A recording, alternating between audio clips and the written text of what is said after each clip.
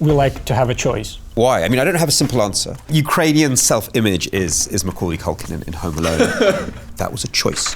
Empire is bad. What next, when there is no Russia? Yeah.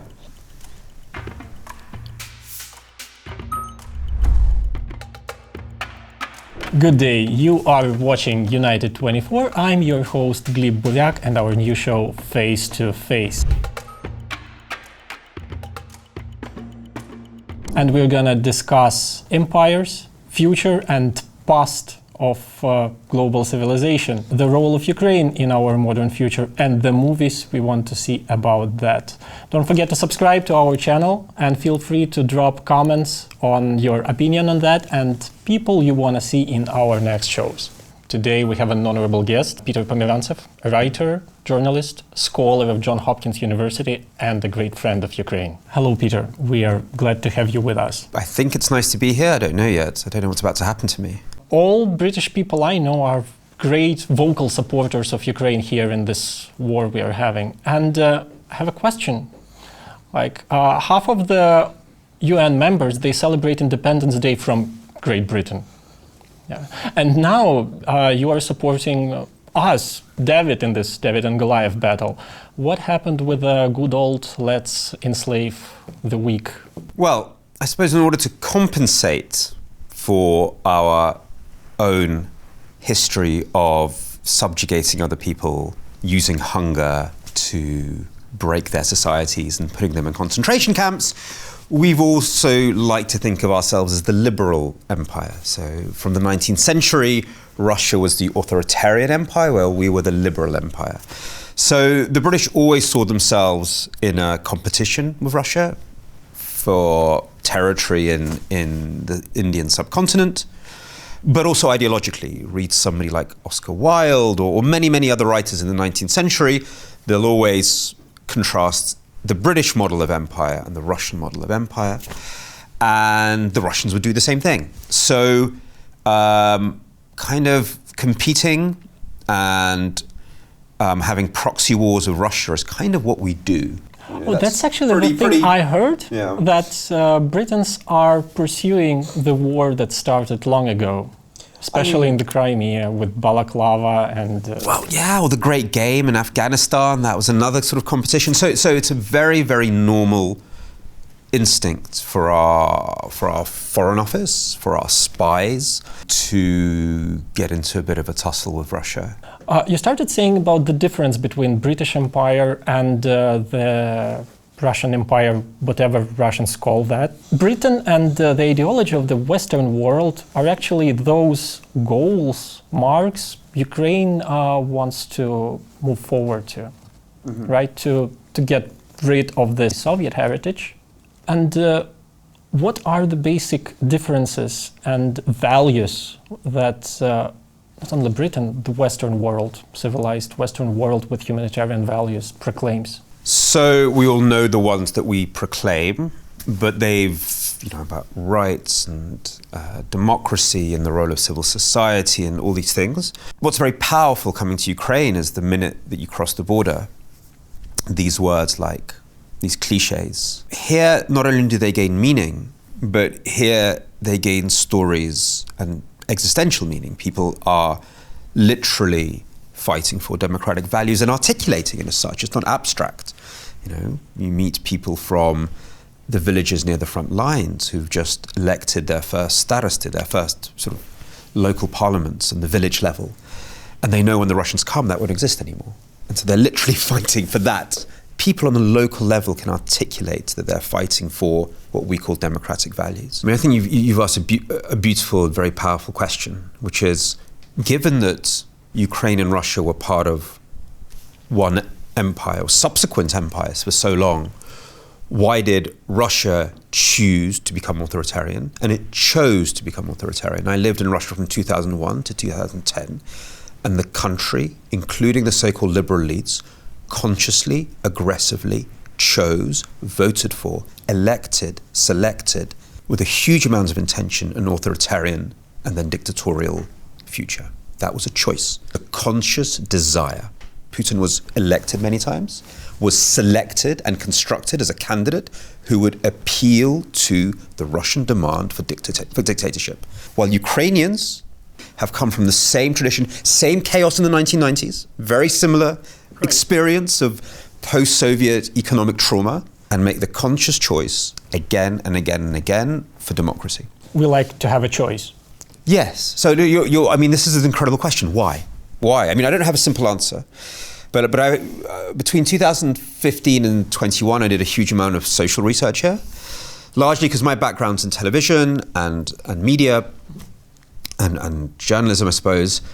And we were thinking, how do we create a journalism and a media that is responsive to Ukrainian audiences?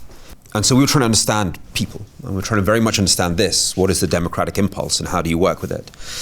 Look, and part of it might be a post-colonial impulse. Part of it might be that in a culture where any type of regime was always colonial, whether it's Austro-Hungarian or Polish or Hungarian or Russian or Soviet, there's this sort of culture of seeing a gap between yourself and power, and finding your ways of survival by avoiding power. And so one of the things we looked at was, how is corruption different in Ukraine and in Russia? And in Russia, corruption seems to be more about, that's how you join the system. You pay your way into the system. Yeah, it's like institutionalized, it's predictable, it has rules. But also you do it to join the system, while in Ukraine you do it to get the system off your back. You're just like, here's your bribe, go away. Yes. In Russia, that tradition of success means joining the state, progress means joining the state, and this idea that the state is important and the centralized state is important. While Ukraine, because it always saw itself as colonized in various ways, that instinct was already there to cast off foreign power or your own power. I think there's something else that we found a lot was, because the state and institutions are always a threat, people rely on horizontal connections. Yeah. So whether that's, I mean, it's what we call civil society in Europe and America. In America, there's a huge belief, there's a huge similarity between Ukraine and America this way, yeah? The idea that the state is always from the empire, and true society, civil society, actually very, very similar. This reliance on horizontal connections, this belief in them. So whether that's, and again, a bit like America, that can mean the church, that can mean family and friends, it can mean mafia. Mafia is also a form of civil society in this sense. True. So there's that. And it was very interesting. We tested different films that worked with Ukrainians. And one of the themes that always worked with Ukrainians was the little guys working together against the big guys. So the classic, hobbits working against Sauron thing. But what was very interesting, so remember we tested with different audiences across the country a film that was made by Ukrainians, which was about sort of Jews and Tatars, two small minorities working together during the Nazi occupation and the Soviet occupation, World War II and afterwards. So it's got two monstrous empires, Nazi and Soviet. Yeah, we should say that Tatars are a Muslim society. Yeah, Tatars are Muslim, Jews are not, obviously. Yeah, but two minorities in Ukraine. And the story was how they all worked together to first push off the Nazis and then the Soviets will survive. And that worked really well across the whole territory. That's the point. If you take Ukrainian tales or literature, whatever, the idea of freedom is adamant in those tales. Like Taras Shevchenko, all his Kobzar verses were all about freedom or about the pain of being enslaved. Yeah, exactly. I mean, there's that as well. Well, I grew up in the 90s. I went to school in the 90s. And my main source of information and my image of the way life should be was Western movies. Yeah, starting with action movies with Arnold Schwarzenegger, but then getting back to Braveheart or Forrest Gump or anywhere where you have the idea of identity and fighting against some huge institution. I actually felt this difference, that some people, they supported Wallace, watching the movie in Braveheart, but some people thought, well, come on, he's ruining the state. I heard people claiming that, well, Brits are right. That's very funny. Yeah, because they bring order. Yeah, not a popular notion here in Ukraine, but I believe, now I understand that people in Moscow watching this movie, they actually thought, well, yeah, this guy behaves like some Ingush or something. That's very funny. I don't know if I'd love to do a study on that. What I find very interesting is that every year in Ukraine, the top rating movie at Christmas or at New Year is Home Alone. And is it not everywhere else? No, it's like a very minor movie. But no, there's like Home Alone is hugely popular here, and I just wondered why. And I think it is like the sort of image of Ukraine: a kid left alone, the adults of the world have abandoned it, has to defend itself with everything against the sort of bandits that have come. So I think Ukrainian self-image is Macaulay Culkin in Home Alone. I believe Ukraine, it has multiple societies. Because, for example, well, I live in my bubble. I work in university, in finance, do some consulting. And I have a specific type of people I deal with. And we all together, we love same music, watch same TV series or something. But then there appears another layer of people who are also Ukrainians, who are also very pro-independent, but somehow they are very much different in terms of behavior, in terms of consumption, in terms of way of thinking and loving things they actually like. So, for example, for me in 2005, in 2004, when we had this first major collision in elections, when part of Ukraine was orange, supporting Viktor Yushchenko, part were white and blue, supportive of Viktor Yanukovych. Yanukovych was pro-Russian, but they lived in their own bubble. A bubble of huge factories, a bubble of Russian language, bubble of building large enterprises. And there was another huge bubble of pro-Western society, working more in small, medium enterprises, going to Catholic churches, being more religious. West is more religious here. Apparently, both of these people were very pro-Ukrainian. Maybe a huge mistake made by Putin. He thought that if people don't support Western way of life, they definitely support the Russian way of life.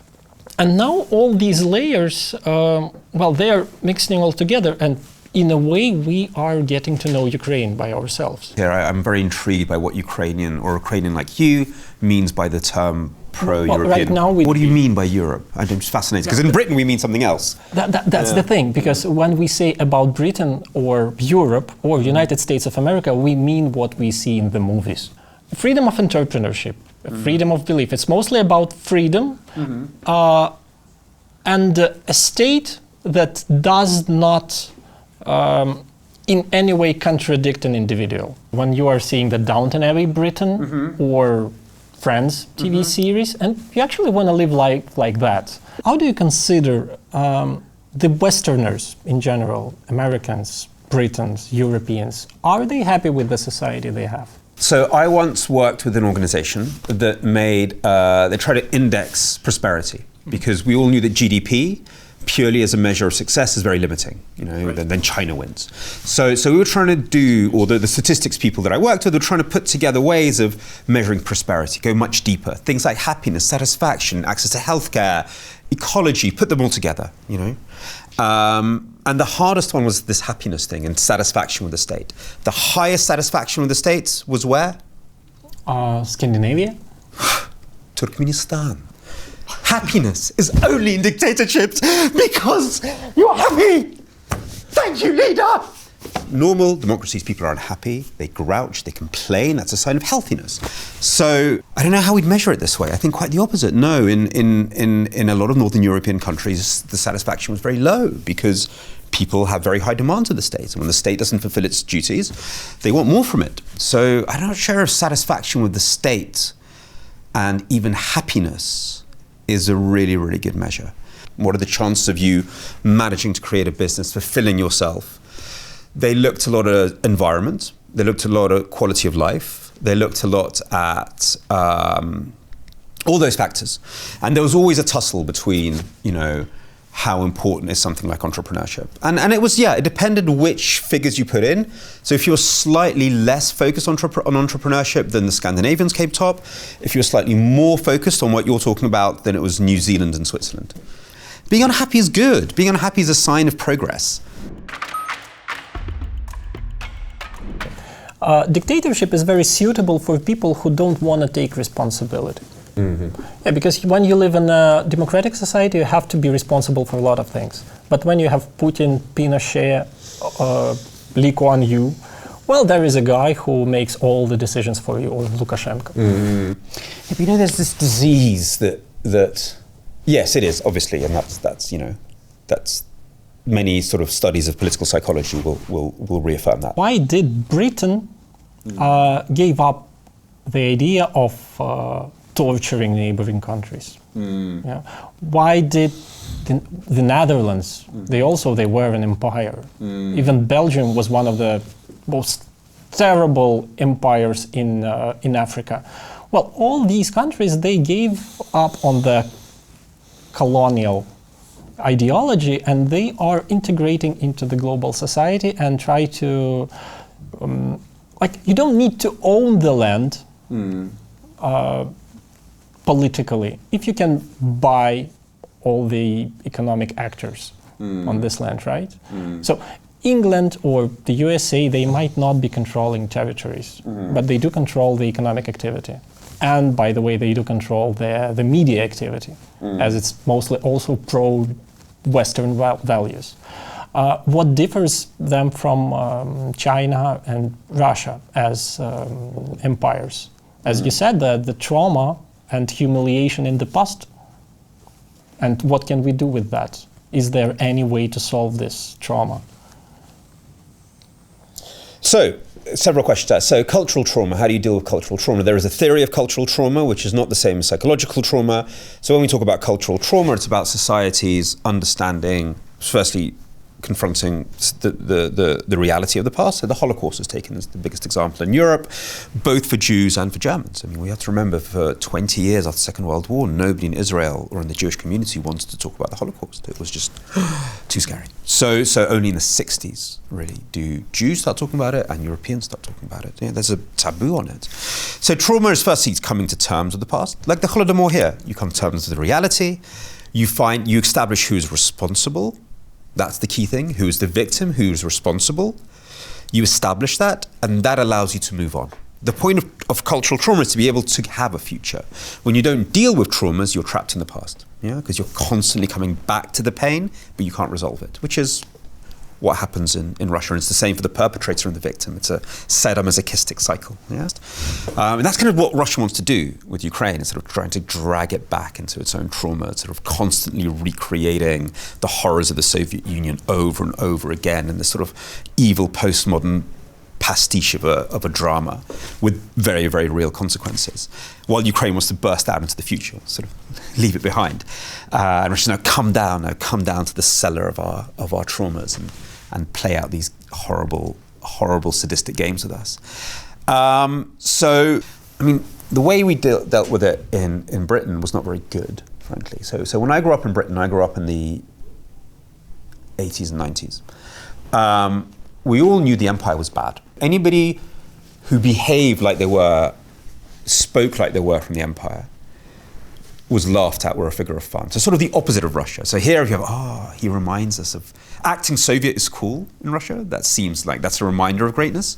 In Britain, if you acted as if you were somehow a remnant of the empire in the way you spoke, the way you dressed, you were a figure of fun. So it was a bad thing. All we watched was Gandhi the movie, which clearly said, bad empire, but there were good Britons who helped Gandhi, and we identify with the good Britons, and et cetera, et cetera, et cetera. So the British are very good at not thinking about the unpleasant past. We all knew it was bad, but we didn't want to talk about it in detail. And secretly, there was always nostalgia for it. And this nostalgia was expressed through our love of greatness. It was expressed through subtle things. You couldn't say it officially. Officially, it was a bad thing. But it was expressed through the cult of country houses. We go to country houses and bathe in the greatness of our past. Now there's a huge controversy in Britain. It's like, when you go to these country houses, Downton Abbey style houses, shouldn't there be little books saying where they got their money from? Slavery, mass murder, rape, pillage. And there's this huge scandal, like, no, we can't, that's woke. No, it's just reality. So British Museum. Let's not forget about it. Yes, that too. But because that's in the middle of London, there's a lot more consciousness about that being a figure of evil, and that being an inheritor of evil and crime, and that's discussed at least.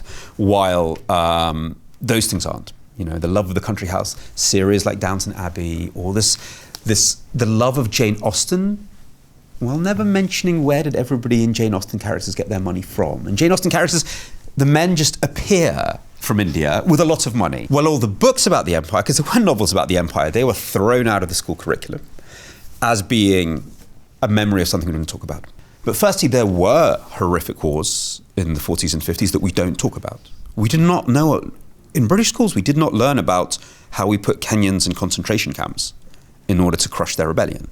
Right. We don't talk about it. We don't talk about the Bengal famine. We don't talk about how in the Second World War, Churchill diverted food going to starving Indians to bring to the front, causing a famine where I think 6 million people died. Empire is bad. We're very proud we got rid of it. It was a bad thing. We don't want to talk about it. We definitely don't want to talk about its legacy. At least you stand on this ground that empire is bad. Yeah, no. I'm not saying we didn't sell it. It was secretly yearned for. It was a taboo desire. Yeah. Okay. So, for example, Germans, they had to pay for the stuff they did. Yeah, and they still have this trauma, by the way. So they are, well, speaking about German scholars, I was very much surprised that they are looking for some German identity. I said, like, okay, like, you have Goethe, you have Wagner, what kind of cultural identity you had? Well, we used to use them as symbols of cultural identity, and that actually brought to the rise of the Hitler. So yeah, now they are very much cautious about it, and I think they are on the other side of the field in this point. So again, yes, and yet no. So I would take and actually Ukraine is the victim of the bits that they haven't come to terms with. So the bits of their past the Germans haven't come to terms with, it's actually connected to the question of collective responsibility. So there's a very famous German TV series, Generation Krieg. Have you heard of it? No. It was 2015 it came out, so the year of the invasion. And it's the big budget. All the German stars, all the new German stars are in it. 7 p.m, I think it's the biggest budget for any German TV series, about Generation Krieg, about the generation that went to war in the Second World War. And it's about a group of friends in Berlin, incredibly liberal, have Jewish friends, go to jazz, have these dreams of the future. Then the evil Nazis come. So already this division between good Germans and Nazis are like a parasite. They're the alien force, nothing to do with Germans. There's good, normal Germans, evil Nazis. So already a sort of very strange attitude to the Nazis as something outside of ourselves. So already a pushing away of responsibility. It's the weird thing that came and somehow occupied us. So you start with that. So already you have this thing of like not taking on responsibility, which is one of the big leitmotifs that Germany is still trying to deal with, not very successfully.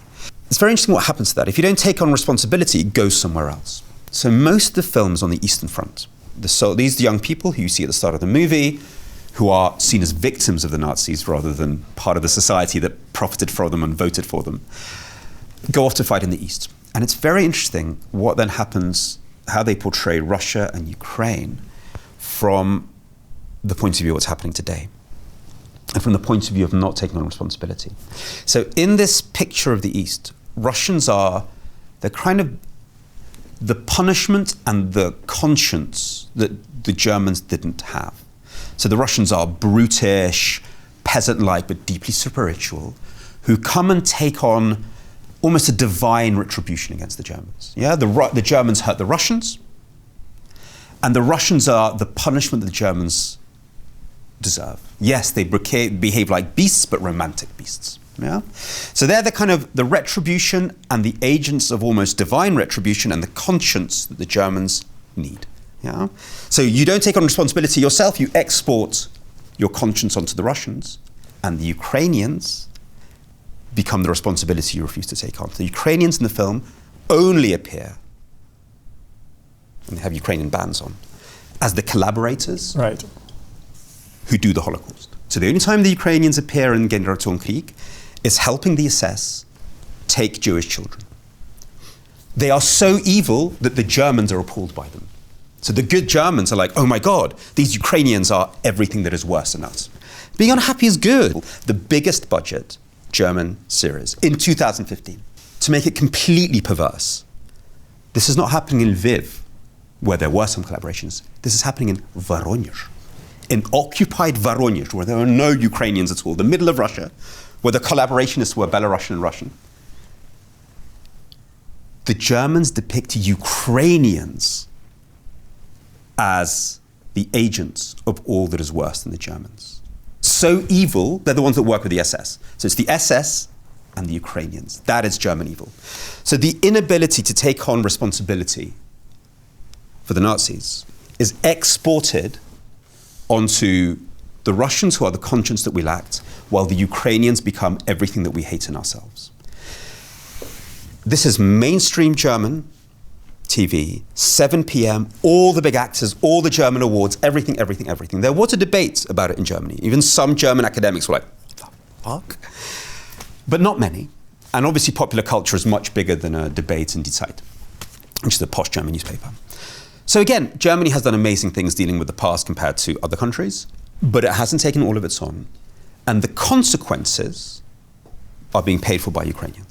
I think telling people about the real history of the Second World War is important, but I think it's much more about Germany facing up to the past. The original problem there was, in the movie, the original problem is the lack of taking responsibility for the Nazis, which then leads to pushing responsibility onto others. The Russians. Well, Russians are also claiming that we are enslaved by Putin, we're prisoners in our own state.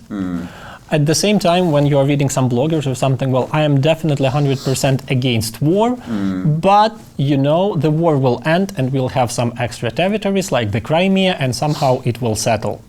That's a common idea of a Russian liberal. Russians elected Putin several times when there were still competitive elections.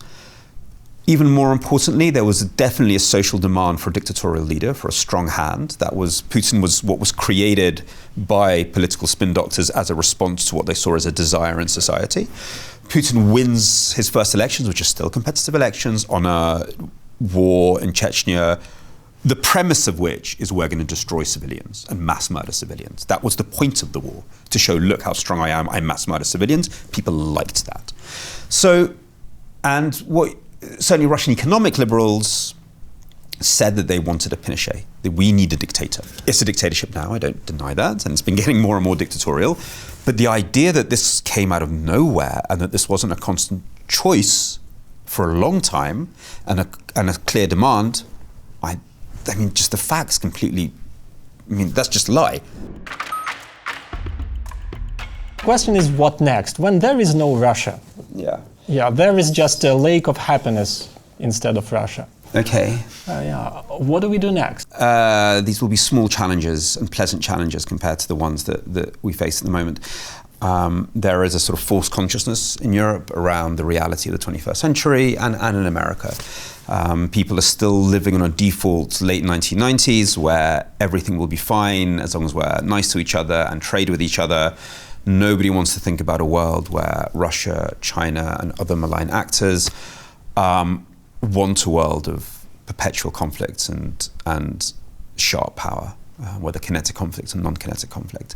So they haven't woken up. We haven't woken up. We're hiding from reality, and you can't really talk about a real future when you're hiding from the present. No one seems to want to understand that Russia is their enemy too. Right. It's a conflict over there, and obviously we support the little guy a little bit, but if it affects us, then stop fighting, please. That is still there, sadly, among a lot of elites, in some public opinion as well.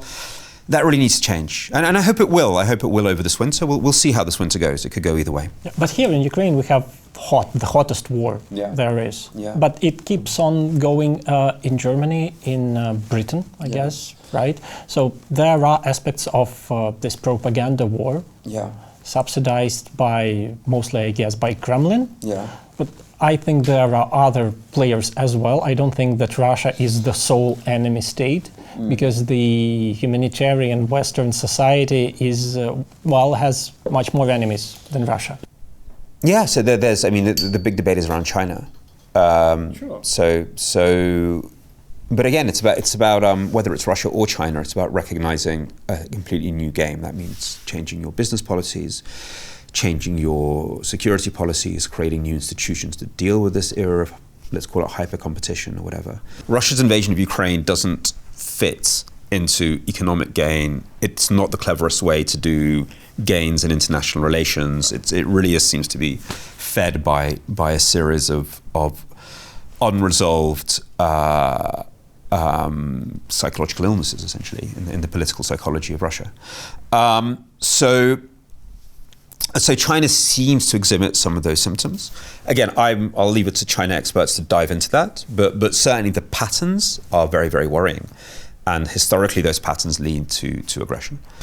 So that's not a good pattern. They've all been screaming for a long time, just like the Baltic states were screaming for a long time. This is not a rational partner. We're not dealing with a normal superpower. We're not just dealing with somebody that has legitimate international relations grievances that can be resolved through diplomacy. We're dealing with something that has at its core very, very, very dangerous instincts and very dangerous drives.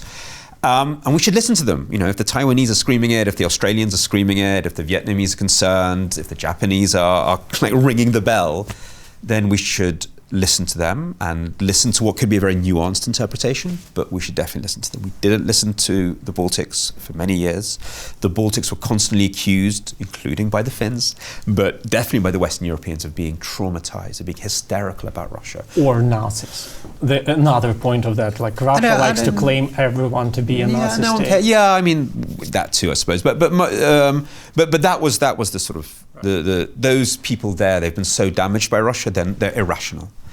And for many, many years, the Baltic states have been constantly told by France and Germany of being irrational. We can do a deal with Russia. It's a normal great power state. You little people shut up.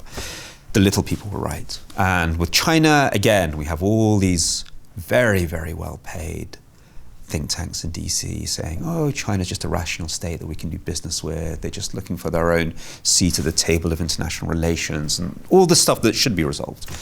And then you have the countries around and the Chinese dissidents and people in Taiwan and Hong Kong saying, you have no idea what you're up against. So my instinct is to listen to the people who get to face this and listen to them very intently. Is there a way something can change in the evil empires who are just carrying their past behind their back? But there is a process of what we refer to as cultural trauma, coming to terms with the past, taking responsibility, moving on from it. I'm not saying there's some amazing psychological campaign you can do in Russia, which will suddenly get Russians to face up to the past and they just drop their weapons. How can you make a person grow up? Yeah, well, I mean, usually it comes after huge defeat, and you impose it through education, et cetera, et cetera, et cetera. You go, the cost of not owning up was this. Let's do things differently. That's what happens in Germany. It only really starts after the end of the Second World War and Japan. During the Second World War, everyone's just focused on winning the war.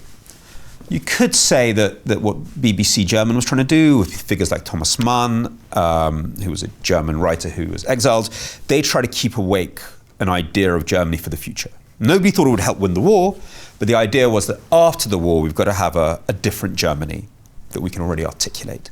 So maybe you can think about how to articulate that. What would a different Russia be? It would be a Russia that's no longer an empire, where the capital, I think, is no longer in Moscow, by the way, where the Kremlin is a museum, where the mausoleum's gone. Yeah, but let's start with the defeat. Yeah, right? Well, the defeat has to happen through political and economic warfare and through warfare. And that's about destroying them and beating them and that's a different set of, that's not about necessarily coming to terms with traumas and taking responsibility. I don't think, I'd love to think that there would be. I'd love to think there's a great film you can make that will suddenly make, Yeah, what kind of a movie? I know, well, like the ones that were made in Germany after, from the 60s, trying to face up to the past. Not like this terrible Generation Krieg, which doesn't face up to the past. But the good ones that were made, paid for that. the Fassbinder ones, there was a whole wave of new German cinema trying to face up to the past. That was its mission. That's exactly what it was trying to do. It was trying to excavate the past and come to terms with it. So I'd love this idea that you have a Fassbinder who makes a film about, Russia's lack of a conscience, and suddenly Russians watch it and drop their weapons. But I don't think that exists. I don't think however much I believe in film and the negative and positive power of propaganda, I don't think it works that way. So victories are won through warfare, economic warfare, political warfare, and there's an information component to that to make them more effective. So those are, the old very hard to measure gains of psychological operations and warfare. That would be like the top point to finish our interview, but I have one more question, and it's a bit of a personal one. Okay. And I hope you'll give an honest answer. Okay. No. Would you... I'm English. Would you want to live in Ukraine, in Kiev? Oh yeah, definitely. I mean, I'm from here. I was born here. So I know that. So it was very easy for me here. Yeah, I would, of course. I mean, I kind of try try to spend at least a week, a month here anyway. And what are the differences you feel compared to London or USA or anything else? Well, it's incredibly exciting being part of a project that's being created, of a country that's being created, where everything is in play. Firstly. Secondly, there is a kind of everyday cosmopolitanism here, which was very easy for me, which you find in London and Washington and New York as well, but Kiev is part of that as well. But I think it's the excitement of being part of something that is in the middle of being built, and that's incredibly exciting. Thank you for being with us, Peter. Thank you for the interview. We had Peter Pomerantsev as our guest, and we spoke about fucking everything. Everything, everywhere, all at once. About the empires, about the cultural traumas, and about the way we are heading towards. So thank you for being with us. Thank you very much for having me. It was wide-ranging and stimulating.